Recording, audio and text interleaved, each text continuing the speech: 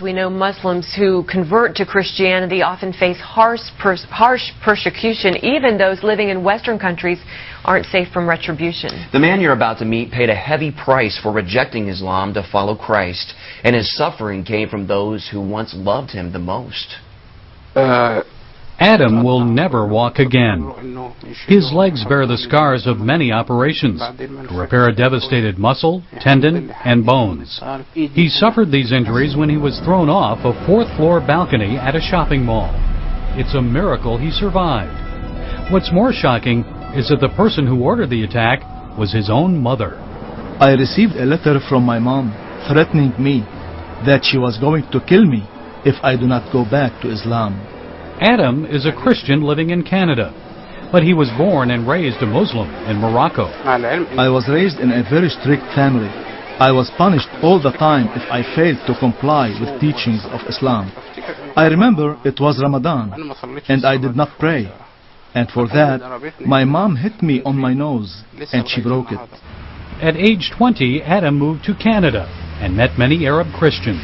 He also started watching Christian TV programs that challenged the teachings of Islam. That led him to an internet chat room called Pal Talk. That's when I started gaining a lot of information about Islam that I felt was really strange, and that's when I was convinced that this religion cannot be from God. He took his questions to a sheikh in Canada and received a startling answer.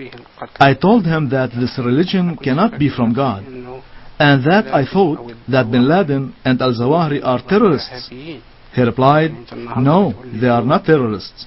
They are the real Muslims. That's when I decided to leave Islam. Through Pal Talk and the ministry of Father Zachariah Boutros, Adam discovered the Bible and Jesus Christ. I finally felt like I found what I have been looking for all my life. I found a loving God who died for me on the cross. I dedicated my time to study the Bible and pray, and that's how I found my way to Jesus Christ.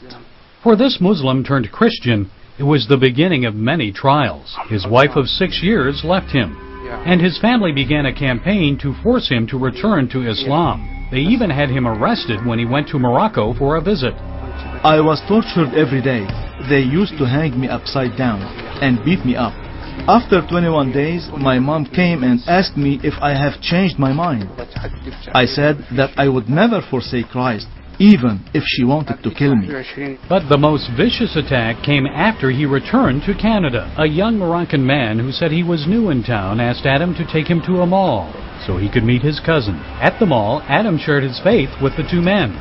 As he was preaching the gospel, they pushed him off a balcony, and he plunged 4 stories to the hard floor below. He didn't wake up for 15 days and has spent the last 7 months in hospitals. Doctors say he'll be confined to a wheelchair for life. But Adam is not angry with the men who attacked him or his family. Even with all the pain and suffering, I still rejoice because I know that I believe in the real God. What hurts most is knowing that my mom and my whole family believe in the wrong God.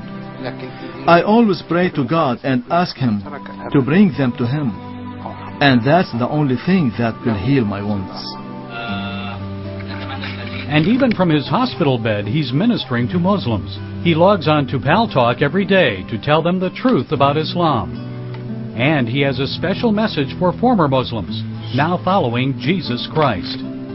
Jesus did not promise us virgins when we die, and He did not promise us rivers of wine. Instead, He said, in the world you will have tribulations, but be of good cheer. I have overcome the world.